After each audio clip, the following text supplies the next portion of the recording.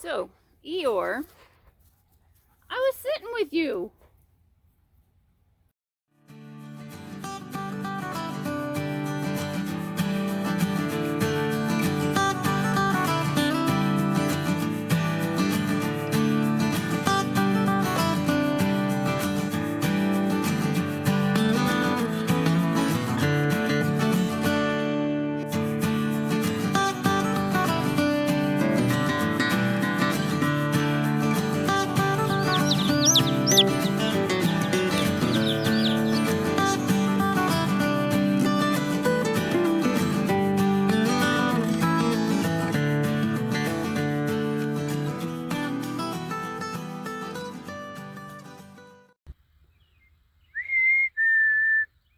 That's the dinner bell. He says, "Now, I don't think I want to leave the nice cool area. Come on! Come and get your breakfast. Come on, boys. Come on, boys. Come on." They're like, "Oh man, we were just in the shade. Now we gotta go back out in the sun. You're gonna make us stand in the sun. Come on, Jarvis. Come on. Come on. Come on, buddy." I could feed him in the barn. Yeah, let's move this into the barn. All right, who's gonna make it first? Hi! Look at you guys. Oh, happy day. There you go. That's yours. Good boy. And that's yours. I'm gonna turn on the fan while I'm in here. Oh, make a mess. Oh, somebody pushed open the door. I don't know why. Let's turn on the fan. So, there goes hubby. He's gone off to a mowing job. Bye! But that's not what I was going to show you. Today, I'm going to show you a quick little video on something that happened 6 years ago. And it involves him, right? Yeah, it does. It involves you 6 years ago. Shall we tell the people what it is? Huh? Shall we tell everybody what it is? I think we should. Oops. He's such a happy fella. He is.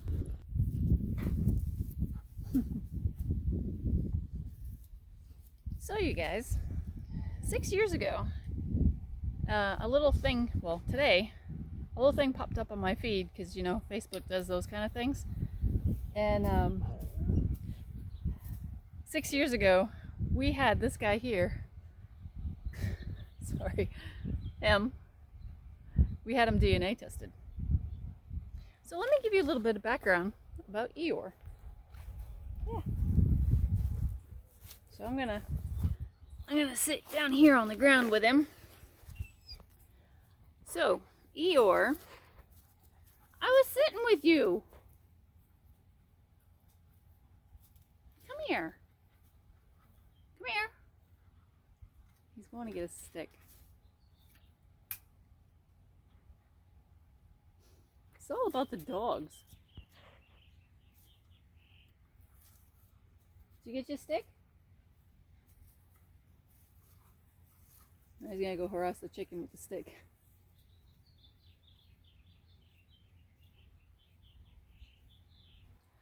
Okay, so while he's getting himself together, that's Snowy. For all of you guys that are new to my channel, we have 2 dogs. We had 3. One died. Unfortunately, unexpectedly, she passed away during a surgery. So this video is super special to me because it's about something that happened 6 years ago with this guy. For those who are new, Eeyore is a rescue. He was a feral puppy for the first 3 months of his life. And let's see, what else can I tell you about him? Hey, he's watching the chickens. Way back when, 7, 8 years ago, my husband and I, We used to do a lot of volunteer work for our county animal shelter.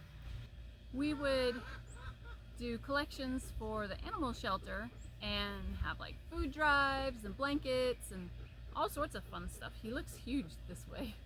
And we were dropping them off one July. I think it was July, yeah, Christmas in July. And the administrator of the animal shelter was there, and she says that we needed to take a look at this guy who was in kennel M1, meaning male 1, first kennel. And he had just come in that morning, and they caught him in a wild, like an animal trap, you know, like the ones that you catch your like raccoons in. It's a live trap, but a bigger one, like they would catch coyotes in. And apparently his family was a nuisance to this particular area, and they were trying to catch the mom and 2 puppies, and he's the only one that got stuck in the cage. And he was about 3 months old, we figure, and he was covered in ticks, and he was so sad and so miserable looking. I'll throw in a couple of pictures.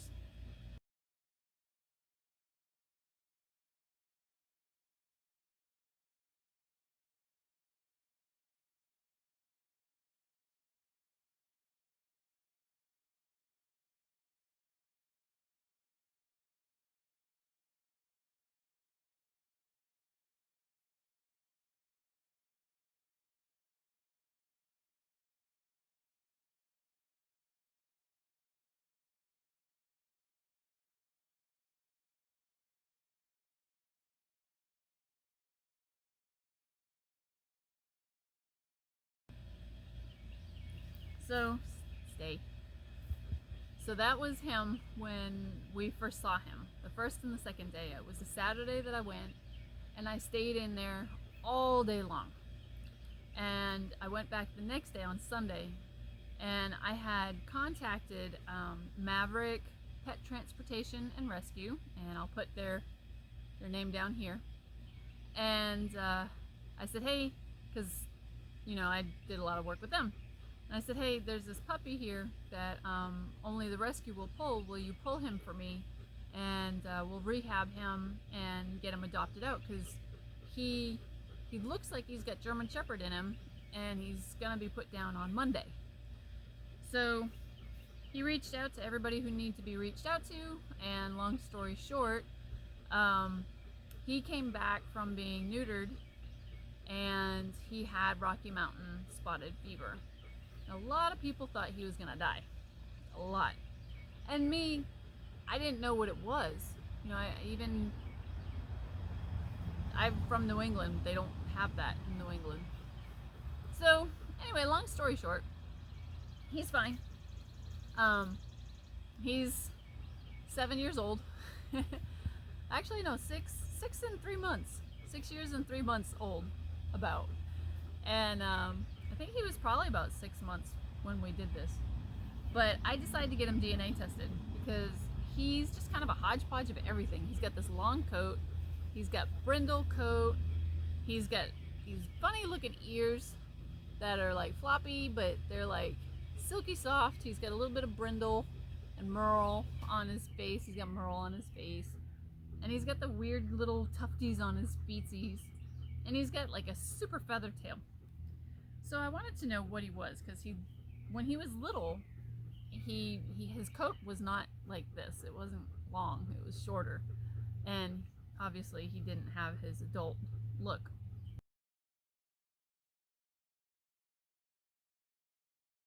So we got him DNA tested. That's what this is. We went through Wisdom Panel 4.0. There's probably another one, another variation of it since. But at the time, it was Wisdom Panel 4.0, and it took like a week for this to come back, and it had the swab in the mouth and stuff like that. And yeah, so it tells you everything that he is. They outline key breeds, the breed history, MDR1, which I'll explain that in a minute, exercise-induced collapse, whether he has the gene for it or not, which is not something you see a lot of, but I've seen it in a Labrador where he was just running and running and running and running and having a grand old time, and all of a sudden he just like collapsed like completely. And he wasn't dead, he just was exhausted, he couldn't move. He just like overran himself to death. So he didn't die, he was okay. Stay. You want those chickens over there. So they give you all of this information as far as his great-grandparents, his grandparents, and his parents, and of course him. I'll show this to you guys. I don't think it'll be backwards. It might be backwards. It might be backwards. I'm sure it will be. But he's down here, and his parents, his grandparents, great-grandparents. And I was really, really surprised. Then they go on and they give you all sorts of breed-specific information on each breed that he is a part of, and their specifics. Now, the thing that I really liked the best was a page called Eeyore's Traits. You know, they put the dog's name in there, and you don't include a picture of the dog. Where are you going? You need to come back here. Hey, get back here. Come back here, Eeyore. Come here. Hey, come here. There you go. Right here.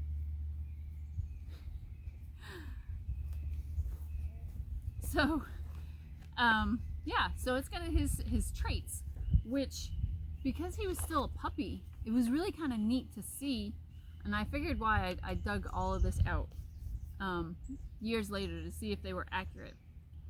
So anyway, they talk about the ancestry as far as the different types of breeds, their information, if they're good for guard dogs or whatnot. The MDR1 is actually a multi-drug resistance test that they do. So if you have like antibiotics and other things, he's either resistant to one versus the other. And it's a gene that's hereditary.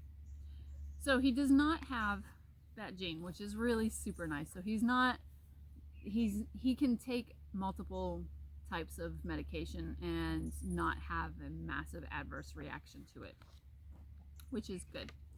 Then they have the EIC mutation, and that's this. Where are you going? Come here. This is about you. You need to come back here. And you need to stay in the camera. So anyway, the EIC mutation, it says that the exercise-induced collapse, that's what that is. And apparently that's hereditary too. And the gene is called DMN1. And he doesn't have it, which is good. That means he can just run and he won't collapse, which I don't know if that's a good thing or not. Then they go on to say how key traits are inherited. So they should say, you know, because of his DNA, this is what he should look like.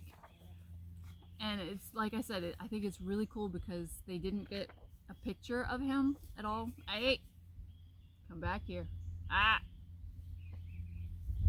He's going after the chicken. Apparently those are more fun than me.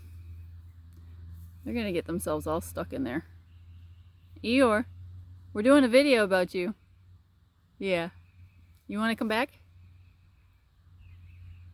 I'm not doing well, I could do the video over there. So the other part that I really like is his inherited traits. So this part actually is kind of neat because they use this section and it says based upon his DNA, this is what he should look like, which was really cool.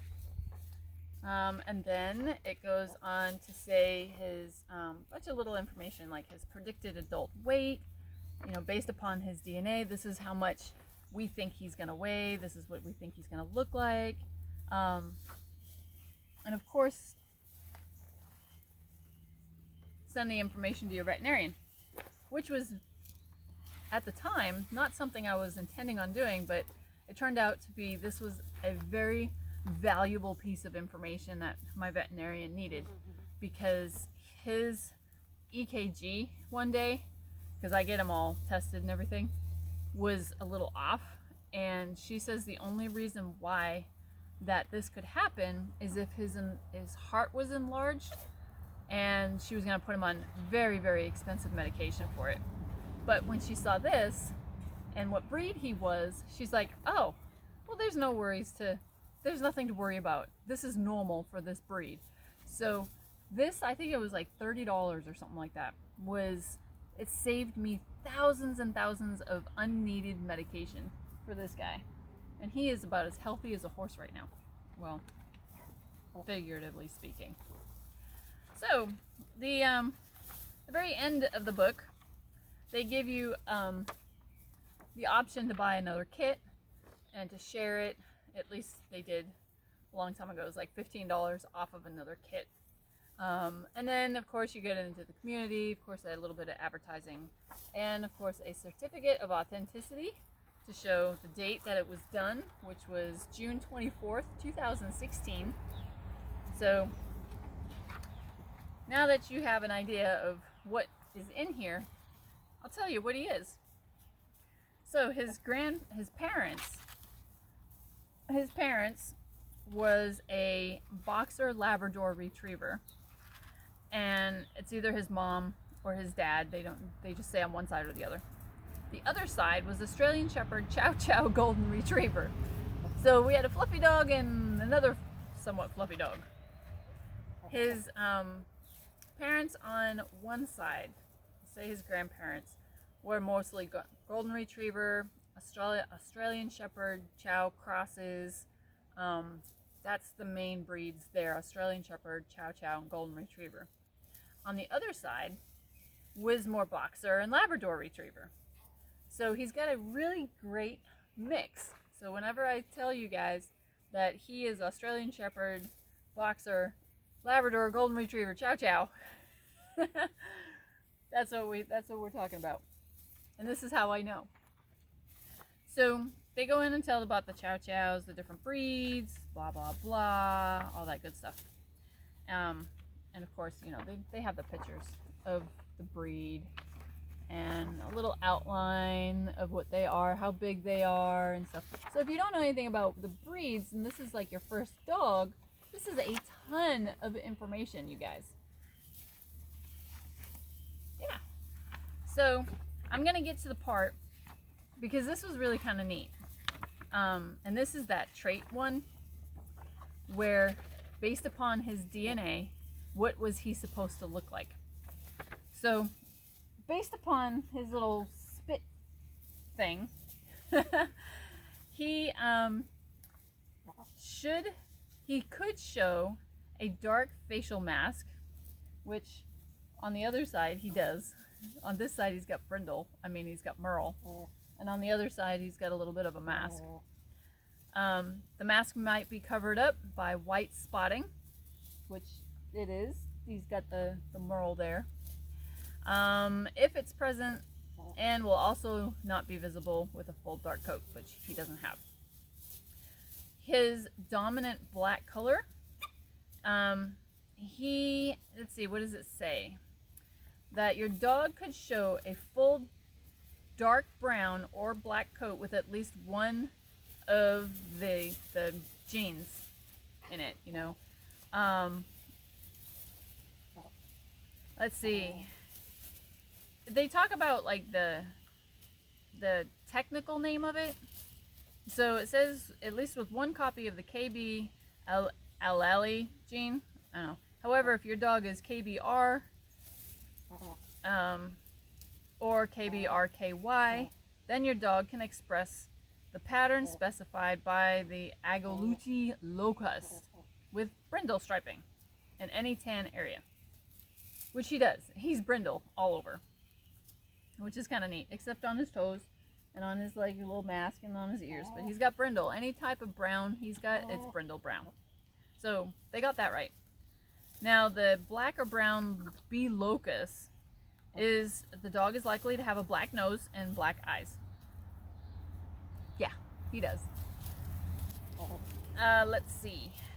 Any dark pigment of the coat is also likely black, which he's got black on his toes, and of course he's got the brindle, and that's dark black, and he's got the black on his ears, which is kind of cool. Now he's got white spotting, which your dog is likely minimal to no white in its coat.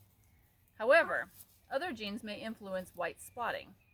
So the Australian Shepherd is usually your merle, and that's where he gets the white spotting, is from the Australian Shepherd.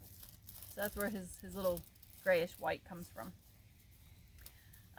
Your dog does not carry the Harlequin gene, so that's right, he doesn't look like a Harlequin. It is possible that he may show a saddle tan pattern of dark pigment over the back. Now, it's more, they describe that as like a German Shepherd, the saddle, like if you're putting a saddle on a horse. He has kind of the brindle in that same area. It's not as defined saddle, but in his original pattern, it's like an extended saddle in there, so they got that right. His coat length. Your dog is likely has a longer coat. Note that other breeds can also affect coat length. And it's not short like Snowy's is short, but it's not long like a Chow Chow, but it is long. He's got some good length to it. I can run my fingers through it, and he's got a pretty good length. Your dog likely has a curly coat, so he doesn't have that gene for a curly coat, which is correct. And they talk about ear carriage. Now, they thought this is the only place where they got it wrong. Your dog's ears could be prick or upright, as seen in like German Shepherds and so forth. But all the breeds that he's affiliated with, like the Golden Retriever, the Labrador, the Australian Shepherd, the Chow Chows, they all have floppy ears. I think the Chow Chow has prick ears. That's the only one. And I think that's the reason why they have prick. But his are floppy. One flops forward and the other one flops to the side. And then the tail length. Your dog's tail is likely naturally long. Most dogs' tails are naturally long unless they're docked. But it's common that he has a naturally long tail. So I'm actually pretty happy that they did a pretty good job describing what he's supposed to look like just from the little DNA swab and the different trackers, or I guess you want to call them, of his DNA sequence. They don't put it in here though. Oh wait, the weight part. Let's go back to this part. Let's see. Predicted adult weight profile. Based upon the breeds detected in Eeyore's ancestry and the genetic markers analyzed by Wisdom Panel, as well as the information provided that Eeyore is male and neutered, we have calculated the likely weight that Eeyore should reach when an adult.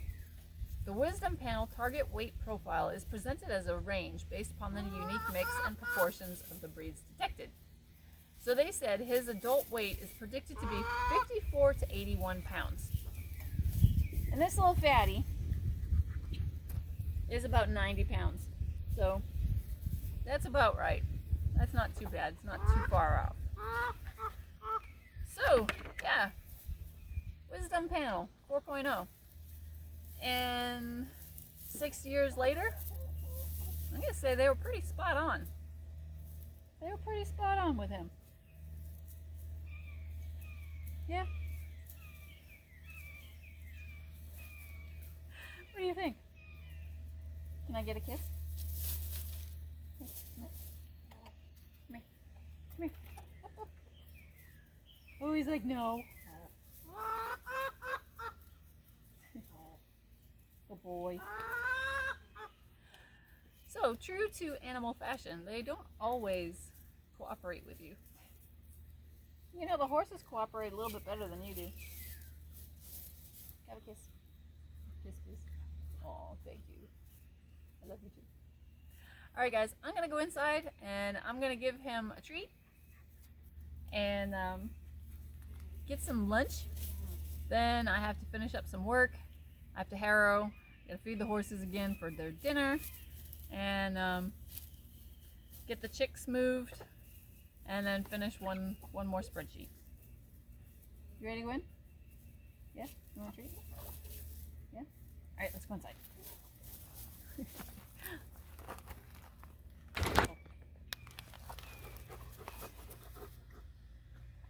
You ready? Okay, let's go in. I'm coming. Let's go.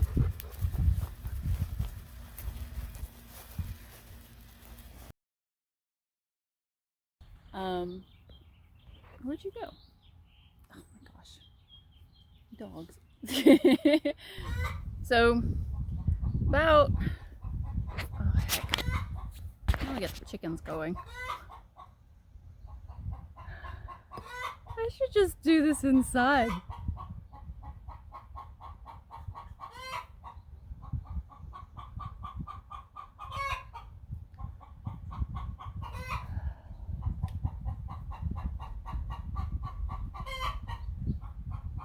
This is gonna go on for a while.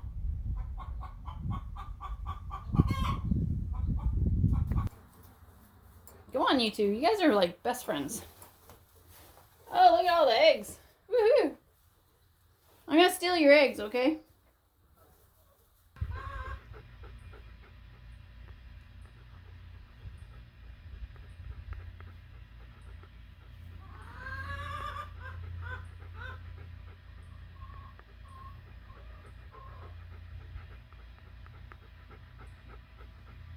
You're in the way.